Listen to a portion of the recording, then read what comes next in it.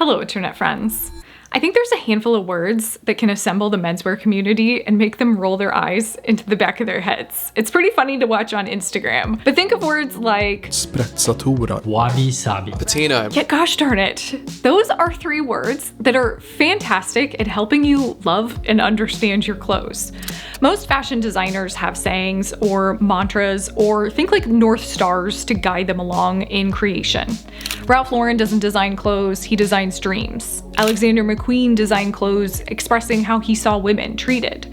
He recognized the escapism. Tom Ford used his background in architecture to design clothes with a minimalist eye. We, as the wearer, are just creating outfits out of those creations. Oftentimes, we rely on philosophy and codes to help guide in creating our own interpretation of those looks. And as someone who has never had the budget for those designers, I've made it a point in my fashion journey to dive into those ideas, philosophies, and codes to help guide me along on an extreme budget. And personally, I think it served me well, especially considering as an American, the dominant philosophy is just buy more stuff and keep up with the Joneses. So today, let's head out to the thrift store because I know I have missed it just as much as you have, and let's marry two things as we shop. One, the quality of the garment, because like Dame Vivienne Westwood once said, buy less, choose well, make it last. And two, the philosophies behind why and how your clothes can make you feel your absolute best. Before we dive into all of this though, I do want to say a quick thank you to the sponsor of today's video. That is Warby Parker. Warby Parker just launched their sport line, their first collection of frames made to move, and I tested that claim with my one true athletic pursuit. That is gardening, or whatever the heck this is considered. It is in fact my recent obsession, and in the Florida summer heat, these bad boys with the little rubber nose grippies are the absolute best. They do in fact stay put while I am hunched over pulling weeds. They're handmade in Italy with spring hinges and a subtle wraparound shape, so they're engineered for performance, but also have the vibes of an everyday pair of sunglasses. I wear them on walks, at the theme park, and while I'm pretending like I know what I'm doing with lawn care. Warby Parker glasses start at $95, free shipping, free 30-day returns, and for prescriptions, you can use vision insurance, FSA, or HSA. Plus, every pair you buy means a pair gets distributed to someone in need through their Buy a Pair, Give a Pair program. I am in the River and Sapwood Tortoise. There are 9 new styles for the sport line, and my exact frames are linked in the description. Open to gardening tips down below. Let's get back into thrifting.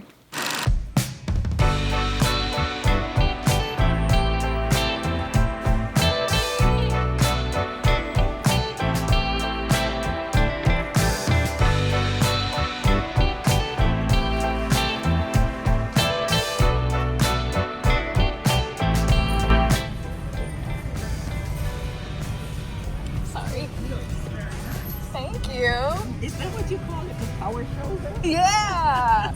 Those like classic 80s power shoulders. So what is sprezzatura? I am not going to claim to be an expert on this. It goes all the way back to 1528, so it's a very old concept. It goes back to a book called The Book of Courtier by a guy named Baldassare Castiglione. It was basically a Renaissance how-to guide for being the perfect courtier. Castiglione was obsessed with making everything look effortless. You want to learn and obsess over the art of presenting yourself and make it look effortless. To sum it up though, I'm just gonna let this guy, he's an expert on it, he's gonna explain it. It's some kind of a calculated nonchalance. You want to appear nonchalant, although in the secrecy of your room, you've been working a lot and thinking a lot about how you would wear. But outside, what you show to others is a form of casualness and nonchalance, as if you've been only taking the shirt that was at the top of the pile and the first jacket that you can find in your closet and put them on without giving a second thought. To make the difficult look easy. But then you also have the opposite of sprezzatura, which is affectation. That's when you can feel like you're trying too hard. And notice when I say you're trying too hard, as in like me, myself, and I am trying too hard. Listen, I think we've learned some interesting philosophies from Mr. Castellan, and they are worthwhile lessons, except for when he told women not to wear too much makeup. So the point is, the classiest way in my eyes to practice sprezzatura is compliment it in other people when you think someone has pulled it off, study it in yourself, but do not judge it in other people. That just makes you a bully. Basically, just don't yuck someone else's yum. Fashion and style is a spectrum. Someone's dressed down is someone else's dressed up. There is one exception to this rule though. If you're trying to sell me something out of your outfit, then you're damn right. I'm a critic, and you better buckle up, because I will tell you if it's not great. Although I do absolutely adore an oversized blazer, and I do think it has an air of nonchalance. I feel like something like this, especially on me being a petite frame, I think sometimes it needs a little bit more structure, and I found the perfect belt to give it that structure. Might I say, I am obsessed with this look. I would say this is as relaxed, but yet, I mean, you know, I put some thought into this, okay? It is blatantly obvious that I put thought into this, but I also think it is so effortless looking. Does that make sense? I'm telling you, this word just makes you run in circles. It makes you do laps around yourself, and it's hilarious. Also, you know what's not effortless right now? This set design. I'm not really sure what I'm doing just yet. I keep going back and forth with where I want to film try-ons, and it's been a journey. So any decorating tips would, maybe I need to do a thrift with me where I put together this little set design area, because this is just, it's a joke at this point. I think this Ralph Lauren blazer is my version of sprezzatura because it wasn't really designed for me, but given the right tools, I think anyone can make it look effortless because it's such a classic design and a well-tailored look. And I think I've featured Ralph Lauren in every Thrift With Me video I've done. I can't help it. It's like I just always end up picking it up. So catch some of my older videos if you want more history from him. But fun fact, for years, like a lot of big fashion houses on this channel that I talk about, Ralph Lauren made a huge chunk of money by licensing out his name. Around the late 90s and early 2000s, the company decided that was actually killing the brand, so Ralph Lauren went on a years-long mission to buy all of it back. He got the European license back around 1998, the Japanese license in 2002, and the children's line and footwear in 2004. So yeah, they spent a fortune to take their own name back, and I think it was worth every penny for them. At one point in time, licensing made up almost half of the company's revenue, but I think it helped set up the brand for the legacy that it is today. Licensing graveyard stories are a mess and it rarely ends well, so brilliant move on Ralph's part. However though, I do have to say it is debatable on who actually makes this jacket. I would venture to say this one probably fell under the Jones New York label, so it was Jones New York technically who made this jacket. Even when it is licensed through Dillard's though, I don't think you are getting a specific design from Ralph Lauren. I do think it's still kind of a licensing story. I know, it's so confusing. At the end of the day though, I think when it comes to Ralph Lauren and the quality standards, it's really what fits into your budget. When I see something like this at the thrift store, it's 100% wool, I'm gonna pick it up. It's really well made for the price point. Now, if this was priced around $500 to $600, that would be a totally different story, and I would definitely consider shopping around and looking at higher quality. But yeah, at a thrift store price point, and especially what I'm gonna use it for, it's a steal of a deal as far as quality goes. But yeah, most of the time when you see older Ralph Lauren, it's Jones New York. Moving right along to probably my favorite find of this thrift trip, one of the most readily available philosophical female designers of our generation is widely available at department stores and occasionally, if you know what you're looking for, thrift stores. If you aren't following Amy Silovik's Tibi on social media channels, seriously, you are missing out on so many life lessons. She is the queen of pragmatic dressing. Tibi was started in 1997 in Hong Kong. She had just moved there, had no formal training in fashion, $15,000, and a background in marketing from American Express. To this day, her company is still independent. Her biggest strength, though, is her point of view and storytelling. She always has a why behind each outfit she puts together. She coined the phrase creative pragmatism, which is the idea that your clothes can be creative and practical at the same time, and that you don't have to pick a lane. You don't have to be only minimalist or only romantic. And fun fact about her brand that I think you can see firsthand in this item that I picked up, she had a major rebrand around 2010, and if you're a thrifter and you have come across her older pieces, you probably noticed it. I think this label is probably around that era, but basically she felt like she was ticking boxes at the time and just like going through the motions of running her business. So she regrouped, and I think it served her really, really well. Tibi today is a solid brand. I actually love that this has zipper pockets, so you can zip up the pockets or you can leave them unzipped, which is fantastic. It's just, she's such a practical designer and I freaking love it. Tibi actually changed labels 4 different times. From 1997 to 2006, she had a green label. From 2006 to 2012, she had a white label. It has like a little hummingbird logo on it. And then from 2012 to 2016, that's the label that this skirt is. It has the black label in it. And then 2016 till now is the minimalist, like really clean, almost like block letter print design. Next, philosophy, if you will. What is wabi-sabi? This is another one that I'm not going to pretend to be an expert on, but as a thrifter, the philosophy of it has really meant a lot to me over the years. The literal translation for it is unknown, but wabi is simple, rough, and asymmetrical, and sabi is things touched by time. It can be finding beauty in the imperfect or even recognizing that nothing is perfect. It's almost the calming nature to sprezzatura.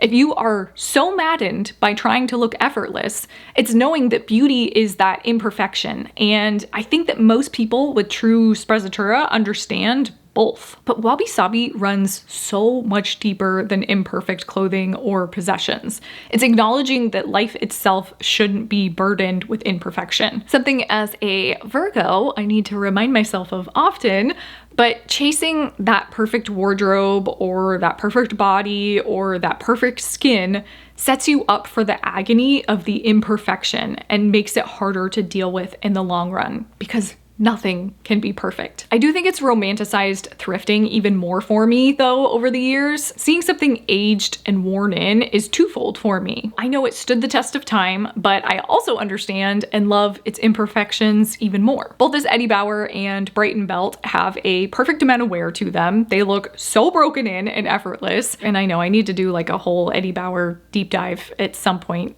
Give me time. I'll get there eventually.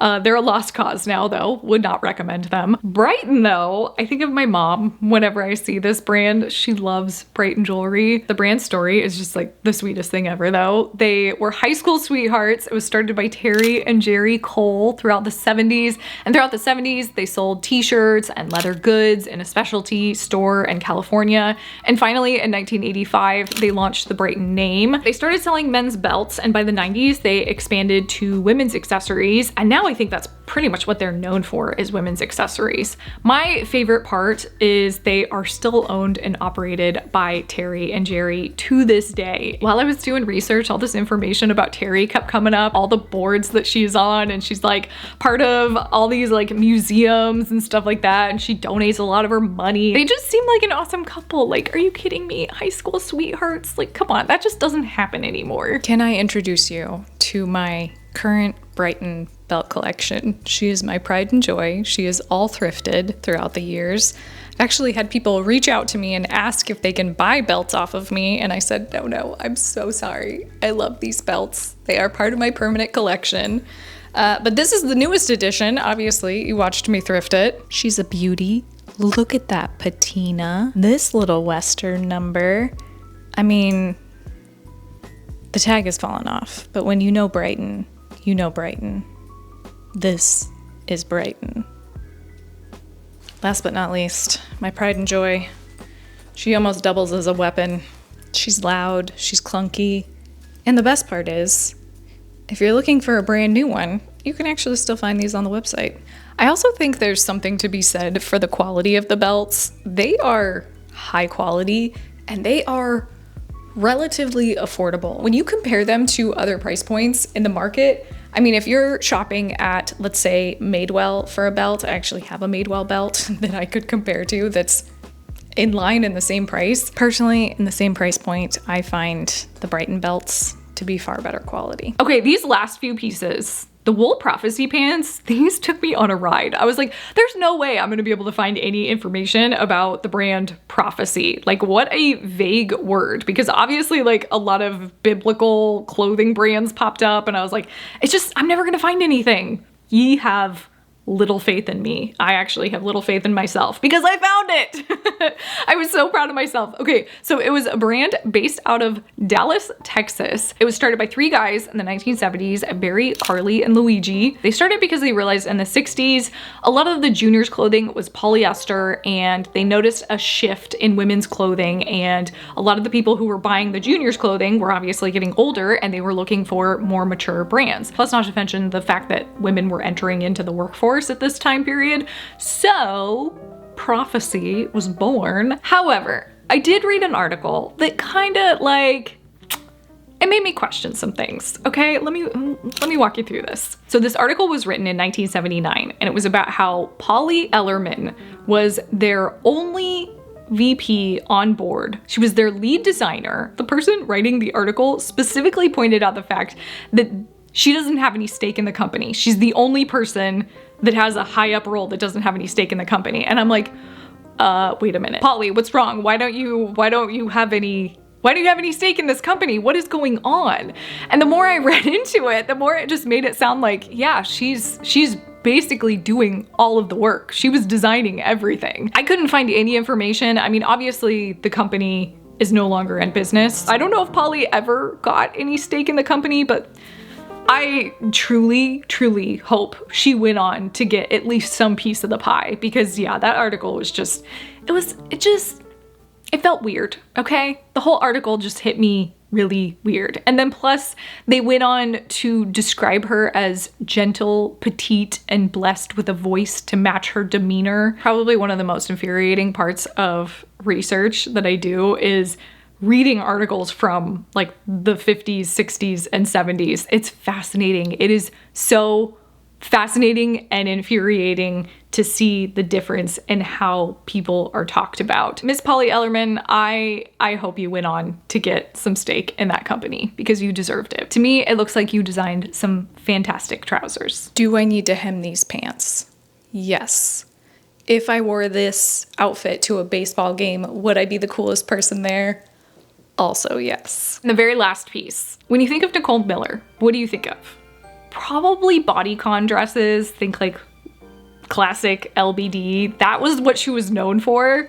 However, Nicole Miller made a killing specifically making menswear, ties, and scarves. So much so that some of these prints can go for over $100 on Poshmark or eBay because they are so sought after. Yeah, the bold print scarves by Nicole Miller are just like a little slice of history into what she used to make before she was doing her classic dresses for women's wear. Nicole Miller was also a properly trained designer. She got a BFA in apparel design from the Rhode Island School of Design, and then she went and studied couture technique in Paris. Nicole Miller, bold print scarves, don't pass on those. 100% silk, rolled hems, they're so colorful and vibrant. I just absolutely love them. Also know this outfit does not work in Florida at this time of year. It's probably why I found it at the thrift store. But you know what? When you find the good stuff, you grab it, okay? Oh my goodness, this felt so good to be back and so fun to be out thrifting again. I know, you guys, I'm sorry. There is a little bit going on behind the scenes with my health. I do struggle with migraines quite a bit, and I feel like sometimes I go in spurts of just needing to like stay home and just not go out and do stuff. And sometimes thrifting sadly takes the wind out of me, and I can't always do it in the capacity that I used to. And I'm really fortunate to be in a situation where I can actually like have something to fall back on if I can't go out thrifting. But it's still nice to know that I have thrifting to fall back on when I can. And this just felt like a really good time to throw it back into the mix. But I'm also just like really, really, really loving these like research intense videos. They're stressful And they could actually be contributing to my migraines. Who the heck knows? But they're a lot of fun, and I think I'm learning a lot, and I hope you guys are learning a lot along with me. It's been fascinating to see what my channel is slowly morphing into. Some days I don't even know what I'm doing or what's going on. Like, what am I? Am I a thrifter? Am I a fashion enthusiast? Am I a researcher? I don't know, honestly. I'm just having a blast, and I am taking you guys along for the ride, and I'm just really thankful that I have evolved to this point where I can just kind of throw concepts out there and see what sticks. And I'm just, yeah, really grateful that you guys are watching along with me and learning along with me. So thank you so much for hanging out with me. If you are new around here, I might have a couple extra videos for you right here and right here, and I will see you in the next one. Bye.